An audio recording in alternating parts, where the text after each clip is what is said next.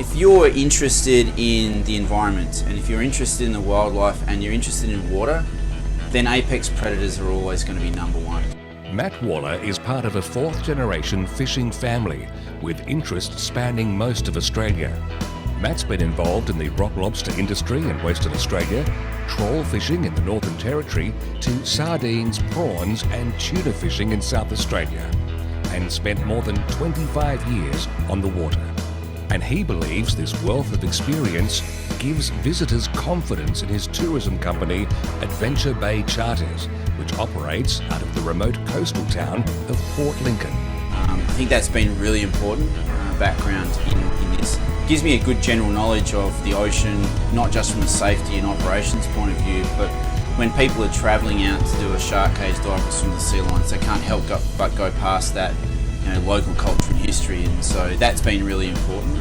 The main offerings of Adventure Bay Charters are the popular underwater experiences, the white shark tours and swimming with the sea lions. They're very different experiences. Diving with sharks is about facing your fears, and a lot of people have heard of Jaws, seen Jaws, want to come to terms with that experience or that emotion.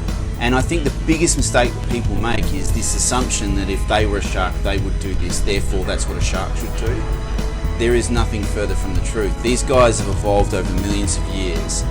They are incredibly fine-tuned apex predator out there, and they do what sharks want to do. And if they want to show up today and give us a thrill, they will. If they don't, we go home, having a great day on the water, and come back next time.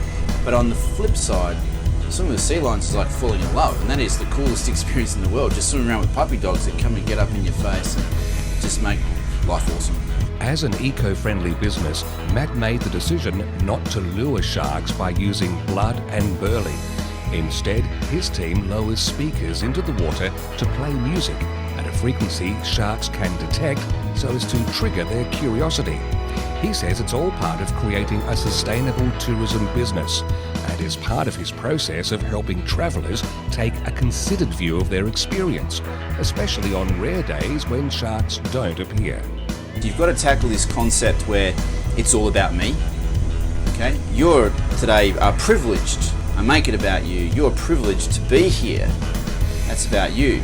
You've got the best opportunity you possibly can of seeing a shark because we've brought you to the best location. We can control what's within the rails of the vessel. When it comes to wildlife and sharks, that's not up to us. And once you sort of sell that story, most people go, yeah, okay, that's fair enough. And then they relax and just become a little bit more in flow.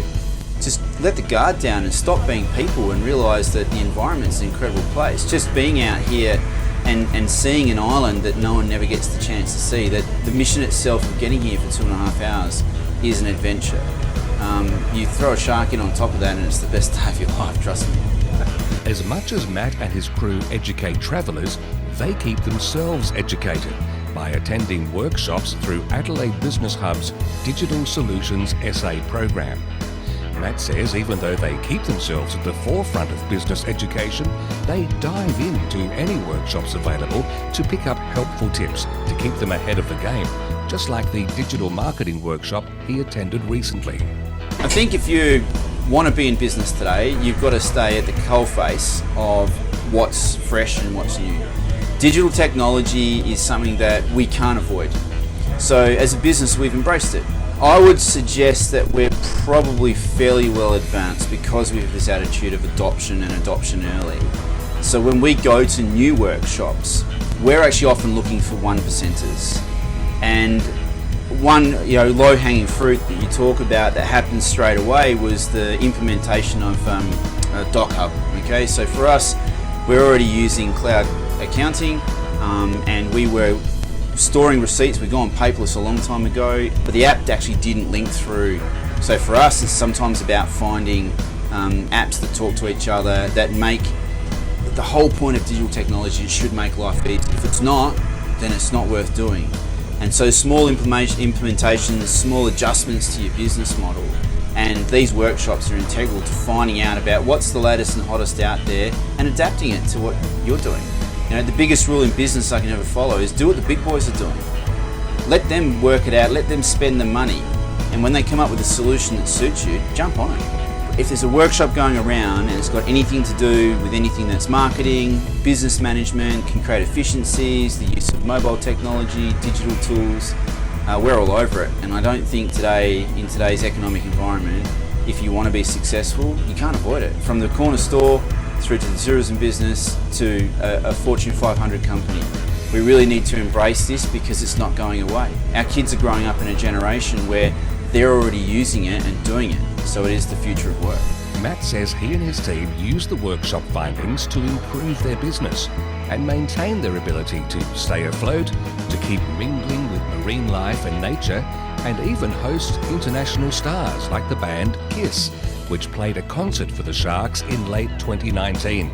He says it was not only a treat for the Sharks and a small group of fans chosen to take part, but quite a feat for the band members. It's pretty hard to stand on 7-inch platform heels at 70 years of age on the back of a boat and rock hard, but they did it.